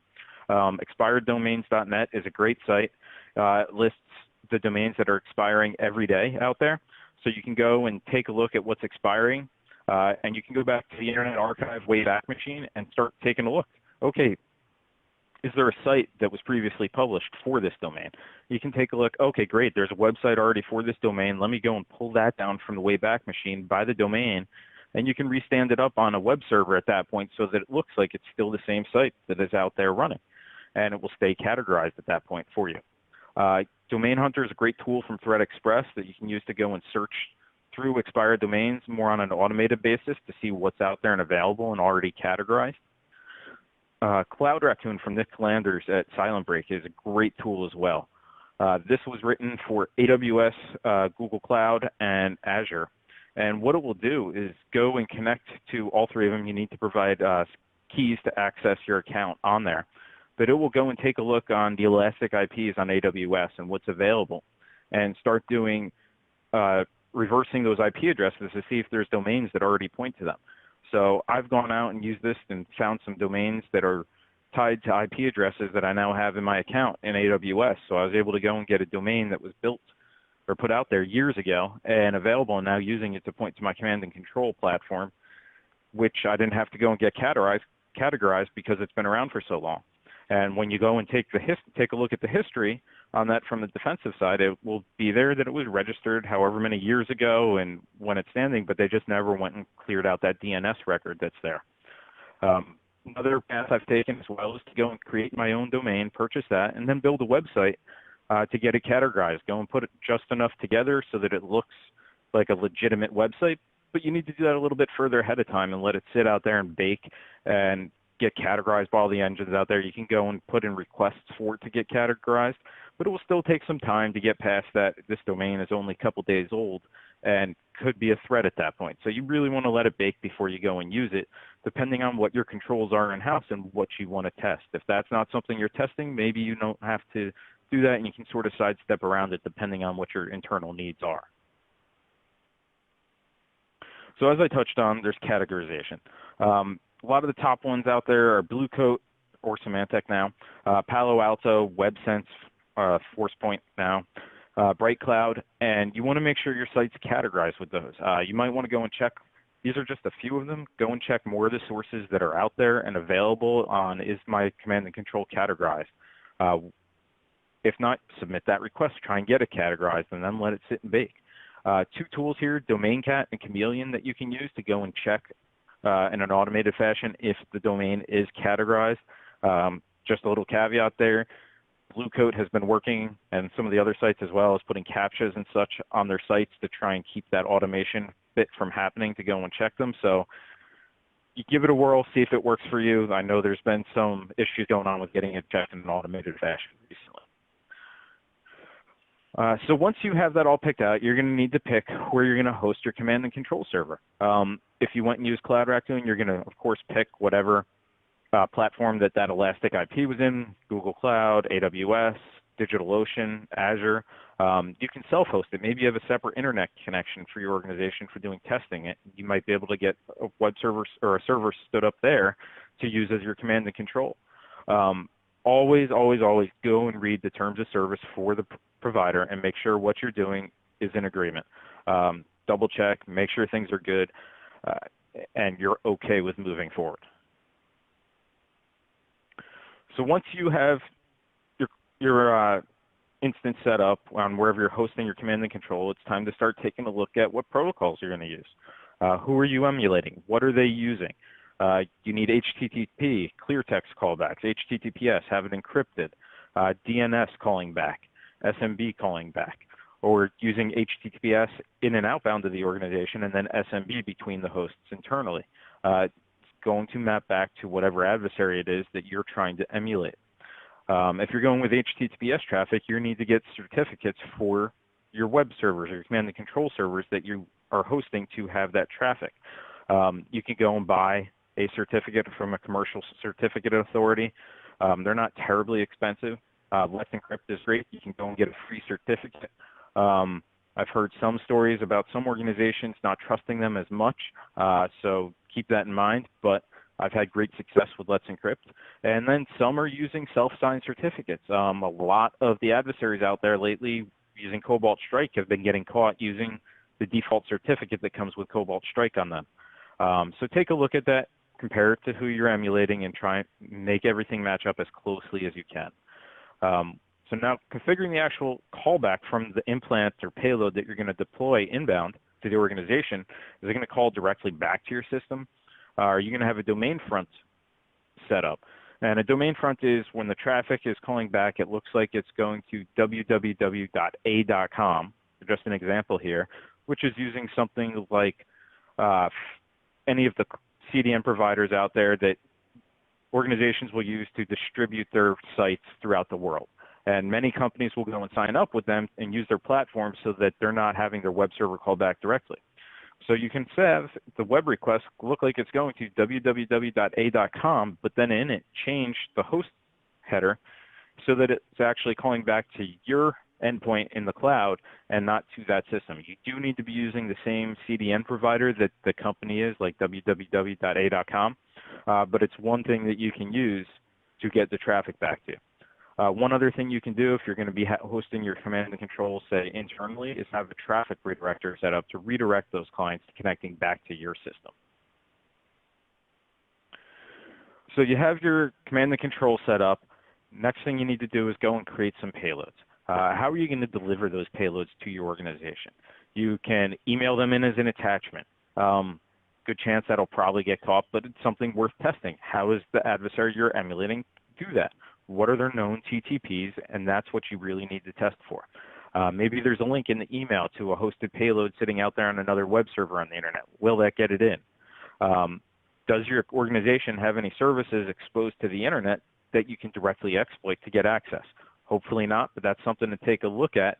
And recently, with a lot of the patches and vulnerabilities that have been coming out, have become quite an issue. I'm not going to go and name any here, but we all know that there's been a lot recently of high visibility vulnerabilities on organizations' perimeters that have been needed to be patched quite quickly in order to prevent them from being exploited.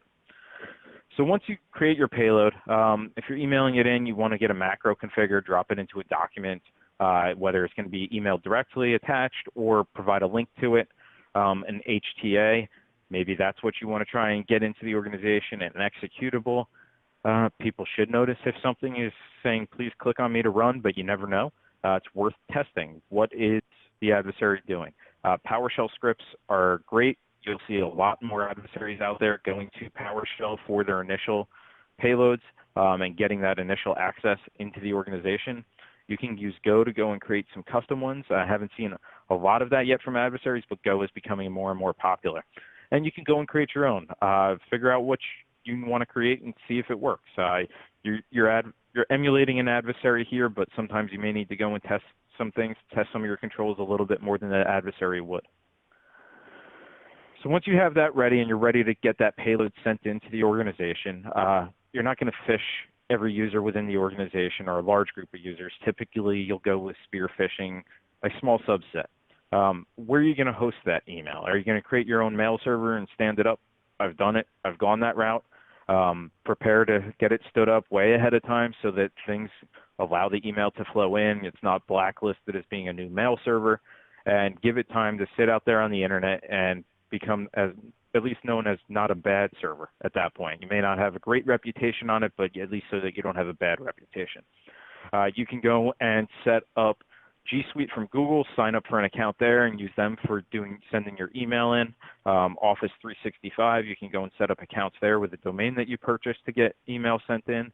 Namecheap is available as well as a setup with email services. Office 365 and Namecheap both offer a free trial, and if you're running over a month, you'll need to give them a credit card to get those services set up so that they run a little bit longer for whatever you need for your engagement that you have. So everything is now set up. What do we do now? You want to get your email crafted for your phishing, getting sent to the user that's in scope, see if they click on the link, open the document that's attached, and if it does and it executes, you'll see the shells start rolling in. And shells is another term for when the payloads are executing and connecting back to the command and control server.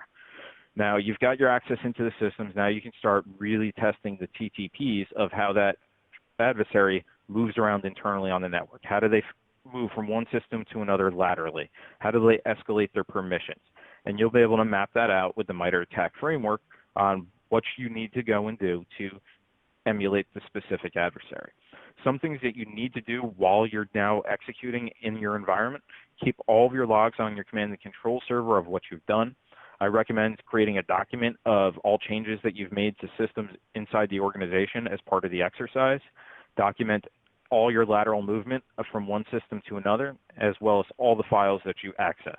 And this is so that you have a running log of everything you've done while you're accessing your environment from the compromised systems emulating the adversary. Once you've done and wrapped up with the exercise, create a report with all the findings from everything from the engagement. Also go and create remediation steps for each of the items that you found. You found problems, what do you need to do to fix them? If you just turn in a report saying these are all of our problems and you're not offering any thoughts around how to fix them, you went and discovered them, provide some thoughts on how to fix them. It might take a little bit of research and time to get those documented and put together, but that's really where this exercise will show its value. We found these problems, this is how we fix them, and then roll it into use the report for next year to get budget for a larger project. Maybe you want to work on outsourcing it to another company to come in and take a look, because the time and effort is really starting to become more than you're able to handle internally. And you can plan for the following year or 2 years down the road and really start moving to the point of having regular adversary emulations completed against your environment. And the more often you have those completed, the stronger your organization will become as you put in all the detective controls for what you're looking from the adversary. So for the total cost of everything here, purchasing the domains is a little on the high side for about $15, one for command and control, one for email. AWS, getting a T3 server from them was about $15 a month. From Azure, B1 MS server, about $18. I'm going to use Google here, GCP, their standard server, which is about $24 a month. Self-hosted email, that's going to cost you as much as it costs to stand up the server out on the internet. So whether you're using AWS or Azure, whatever you pick. Using Gmail or Outlook accounts coming from a personal account wouldn't have any cost to it. You can sign up for a trial for Office 365 or G Suite sign up. It's about $6 a month. If you do decide to go the route of purchasing a commercial certificate from Komodo, it's only around just under $8, so we're not talking a lot of money there. But total cost for doing all of this is $68.15. So this is just the cost of getting the infrastructure in place and the resources you need to go and do the emulation, not necessarily your cost of using your in-house staff to do so. But for less than $100, you're able to emulate an adversary for your organization using the resources that you currently have and just signing up for a small number of cloud resources to support it. That is all I have for today, so thank you for your time, and any questions, feel free to send them in. Back to you, Jorge. Awesome. Thank you so much, Dave. And thank you to all of the presenters. Excellent conversations and talks. And now we are up to our Q&A, and I see a lot of questions here coming in, so really appreciate that. Please do ask questions, and we will go through and ask them of our panel. So we have all three of our panelists available right now. They will go on mute when they're not speaking. And we will start here. This is a question from one of our audience members saying, "Hi, I've been in IT for almost a decade. Been in cybersecurity for a little over a year, working in the SOC. I've got some education and some certs. I'd love to get in on red teaming. What would you recommend for my next steps on how to do that?" So I think maybe Dave, you've mentored a lot of people that have gone from IT and then moved over to some sort of InfoSec and eventually to the red team. What advice would you have for this audience member? I think some of the best steps that you could to start moving forward, start going out doing research. You want to be on a red team. Start building a lab at home so that you can build out a minimized corporate lab. You can go and get free trials from Microsoft of servers. If you can't sign up with your home account, I know Azure had a $200 credit that you could go and get to build things out in Azure as well. I did hear some things with COVID that they were suspending the $200 credit accounts. But go and you can spin up a lab at home, start testing how command and control works, how to set up the servers, how to do a lot of what I just ran through. But that's only the command and control part. Start taking a look, how do I secure these systems? So go and carry out an attack and then put in the controls in place to defend against it and see if it still works. And start going through that in a regular pattern and really build up your skills that way. You can go and there's a number of various different classes out there that cover some regular pen testing as well. And start taking a lot of the resources that are out there on the internet. I get a lot of stuff from InfoSec Twitter out there on a regular basis of what the current things are that are happening out there, current vulnerabilities, and that's how I stay up to date. Excellent. Thanks, Dave. And Paul and Thomas, anything to add for someone that wants to get into red teaming? That answer sounded good. Excellent. All right, so we'll go on to the next one. And Paul, I see you're back on. I think this one came in when you were doing your talk. And where did it go? I think I just scrolled it down. Oh, here. In your experience, do customers accept your recommendations and actually remediate these findings, especially when it comes to the physical security part? Well, that's a good question. I think I mentioned about the customer reception end, but they don't like it as a rule. But when you go ahead and present the video and audio and all that, and also the multitude of methods used in the areas that they said you couldn't do, they have to accept it. The sad part is, and this remains tragic to me, that we've often estimated about 20% of what we recommend is actually done. And it takes a couple of years to even do that. And we're talking about even things like paint over or file over the make, model, and so forth on the lens barrel of your cameras, so that we have harder time figuring out the lens angle, motion thresholds. Even that doesn't often get done, and so it's kind of depressing, but you just do what you can do. Awesome.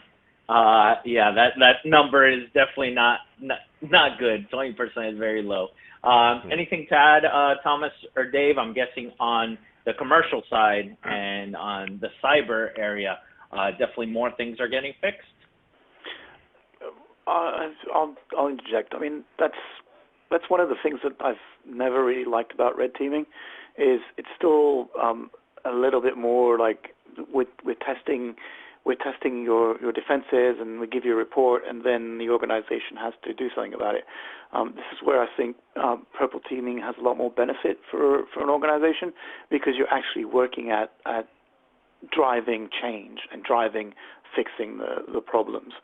So you can focus on those fixes, detecting the problems and fixing them, rather than having somebody detect problems and then giving you a report and a massive list of things to do. Organizations today are globally just saturated, right? There's so many things to do. They have so many projects, and just adding additional things that they need to fix without really any incentives is why you end up having all this backlog of issues that are just not being addressed, coming out of the red team exercises, or even pen testing exercises. And pen testing is worse than red teaming, but from that perspective. Excellent. And I actually have a follow-up question for you, because you did talk about defense, and this is the other side of the question. What are some of the main tools you are using in your day-to-day as a defender? Ooh. Can we narrow it down? I mean, the biggest thing I would say, go for it. I was going to narrow it down to, when someone does a red team or purple team engagement, with some of the tools that you showed on both the automated and the non-automated side. So if we're talking about doing an adversary emulation and actually building that, I kind of stick to Midas Caldera. It's free. I like it. It works. You can customize it to your own needs. I haven't had any issues with it. Atomic is it Atomic Red Team? The one from, I'm having a slight mind blank, from Canary is pretty good. Red Canary is pretty good as well. When it comes to actually from the defense perspective, from the blue team perspective, I'm usually either emulating or using the same tools that I would have as a blue teamer, because I want to test that my tools are doing the right job. So let's say you have whatever sim, you're going to have your sim as part of the tool set that you're using to do your purple team exercise, because you want to make sure that that sim is actually picking up the events that you're generating from your adversary emulation. And the similar, if you have endpoint agents, you're going to want to have the same endpoint agents, the same configurations, so that you're actually emulating your environment as much as possible and testing that environment. Does that make sense? Yep. Anything to add or jump in there, Dave or Paul? So this is Paul. I think it's... Go ahead, Paul. Go ahead. We the big thing here is working with large enterprises is if they pick the method of assessment, you're kind of stuck. But that's why that part of the business has gone down sharply, because there's better ways of doing it. And one has to do with, on defense, is using the existing infrastructure they already have, but reconfiguring, moving those parts around through the process of their normal upgrades and technology refreshes, so there's no additional downtime to make it enormously more secure. So that's the largest part of our practice. The methodology is crucial, because that way you're not recommending stuff that you've worked with, but you're able to use any existing technology that's there, including old-fashioned legacy computers and all the things most companies say, you got to change that. You can't use Windows XP. Yes, you can. You can still make that secure. And absolutely secure to any classification level, by the way. So that's the dominant part of what we do. But I would say methodology is more important, because now we can adapt to whatever they have already. Excellent. Did you have something to add, Dave? Yeah, for the tools, I always recommend using what you already have and building upon it.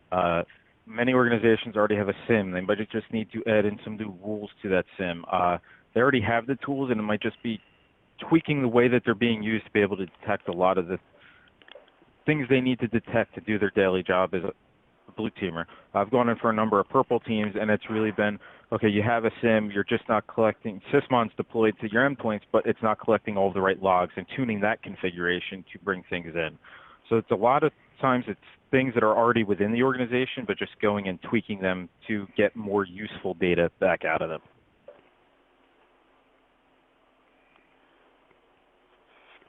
Excellent. I have another question here for Paul, something you mentioned early on.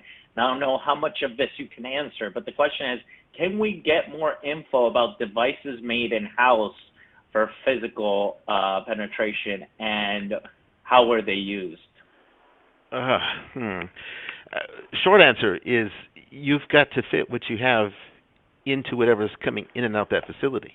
I mean, that's, again, referring to high-end red teaming, in which these are heavily hardened targets with extreme vetting and checks and all that. So we just can't come moseying in. I mean, you know, you've got some on the high-end facilities that have just extraordinary amounts of checks, and so what you've got to do is manipulate what they're already doing. So if you see a guy that walks in there every day with an apple, how can I use that apple? You know, I'm not kidding you. You know, if somebody changes shoes and leaves the other shoes in the car, how can we get in that car and doctor what's there? So I'm not going to able to say a lot more about that, but you got to use what's already coming in and out. Excellent.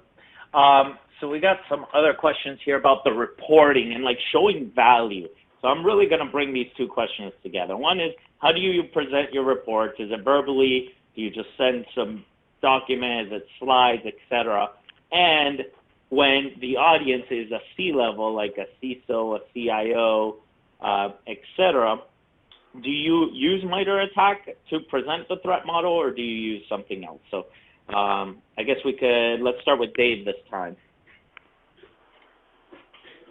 Sure. So typically for reporting, have a full report for the client, and also create a PowerPoint slide if it's something that they want to have and go over things in a meeting.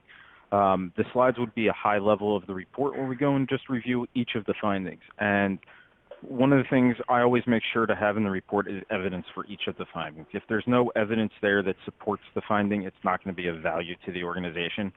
So you need to make sure that you have evidence for that finding when you're presenting it to them.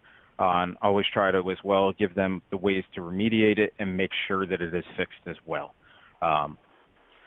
For MITRE ATT&CK framework, at the C-level, it may be a little too much of a deep dive for the C-level to get into all the techniques and sub-techniques that are being used, but you could use it at a higher level to present these are the threat actors, and this is how we're able to go and map out what they're doing, and use it more that way for mapping things out overall for an exercise and where the threats stand, than for diving all the way into the sub-techniques that are being used by the specific threat actor.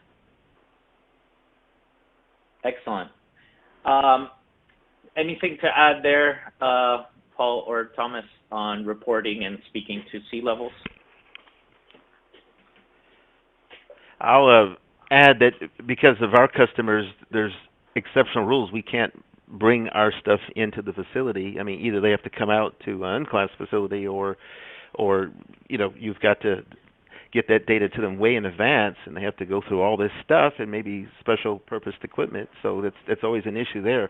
The only issues have to do with how do you get data from the outside into the facility that doesn't have that kind of air gap networks again. So that's the biggest operational thing. We don't use any other methodology like MITRE. I've worked with the guys at MITRE for years, nothing against them, but ours is more evidence-based. We're very powerful multimedia. It's superb boardroom quality delivery report, but the feature is all the video. We don't want them wading through lots of stuff. You've got to get it edited right down to the point, get it narrated. So that's the big deal there. More than anything else is once you break down their opposition to you and your findings, then they can read the report, and again, that's for those who just insist on red teams. So perfect. So I'm going to do one last question here, and as we go around, I'll start with Thomas. leave us with a final thought, and then we'll turn it over to Candace. So the last question is, what would you say would be the biggest difficulty in gaining the skills for red teaming if you've only had experience performing traditional pen tests, like finding vulnerabilities and exploiting vulnerabilities? Oh, that's a good question. What do I think it's having, I mean, for me at least, it's really having that knowledge of how to execute techniques manually, and building that knowledge of how you're going to go apply a method, methodology or a technique rather than a precise execution of an exploit. How you're going, thinking in a more creative fashion. I think that's the key thing. You need to start thinking out of the box, thinking creatively, building a more more structured approach. Just not looking for one specific piece of one specific point in the target or one specific exploit in the target. You need to think of holistically in the big picture. So, I mean, that's what I would recommend. For me, final thought. I think I prefer really having that focus on working together and building a plan to address the gaps in your defense process. If you pick up something from this presentation, I think it's the way that you need to think about using either red teaming or purple teaming or adversary emulation to identify the method that you want to use to do a gap analysis of what you're detecting versus what potential adversaries are going to affect your organization. Building that gap analysis and addressing that gap analysis is going to be important as you progress and improve your defenses in your environment. Excellent. Thanks. Paul, let's go over to you real quick. Just be mindful of everyone's time. Final thoughts. So to me, I've often said, as I've traveled and spoke around the world, expertise at this level is born. It's not trained. And, I mean, it doesn't mean that you could be trained to be an expert, but I'm talking about a subject matter level to this extraordinary extent is born. Every member of our red team, not just, all the different iterations, all were experts in their field by the time they're 15. I mean, case in point, myself, got in my first bank vaults at 12 with my younger brother's help and broke my first encryption code at 13. So what you're looking for is world-class expertise, people who have, savants, people who have this natural genius talent and ability to pick them, mold them together, and of course, that's that top 1% that's able to do things like this. For lesser talent, we use them too. We call them generalists. That's for more traditional work, but if you want to be on the cutting edge, out there doing stuff that no one's ever done, they're born. You got to find them. Awesome. Over to you, Dave. Final thoughts. Thanks, George. So I know there was the one question about getting from pen testing to red teaming, and I just wanted to say pen testing is the perfect platform to test or to practice to get to red teaming. Spend time while you're on a pen test and you're not worried about detection, learning how to go and achieve the same TTP with various different sub-techniques, different ways to dump memory and get credentials, using Mimikatz or using Minidump to go and dump LSAS and then get credentials out of it offline. Perfect opportunity with pen testing to build up your skills to get to red teaming. Some last thoughts are just adversary emulations are really the way the industry is heading. You want to be able to go and detect the threats that there are to your organization. Make sure that you're able to get all of your controls in place so you can catch them red-handed in the act or even stop them from ever getting in the first place. That's really where things are going, and I see things moving to almost a continuous process eventually of continuous adversary emulation, changing things up in lower and slower engagements instead of quick ones lasting, say, 2-3 months, rolling out to 1 year so that you can start detecting things. As you get better at detecting things, moving to that approach. Right on. I'm with you on that. I want to take this time and thank our speakers, Paul, Thomas, Dave. Thank you so much for your time. Love all the contributions and spending some time here giving back to ISSA that we all love. I will now turn it over to Candace for some closing remarks and really appreciate everyone taking your time to join us here. Absolutely. Thank you so much, George, and echo that. And thank you as well for your time today in moderating the panel and the presentations. As a reminder for everyone that is on the line, today's event, the presentation slides, and a recorded version of the webcast will be available on the ISSA web conference page. If you have any questions or need any assistance in locating that, please don't hesitate to contact us at memberservices@issa.org.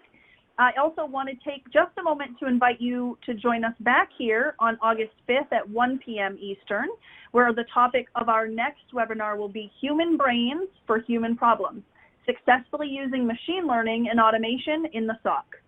So thank you all very much again.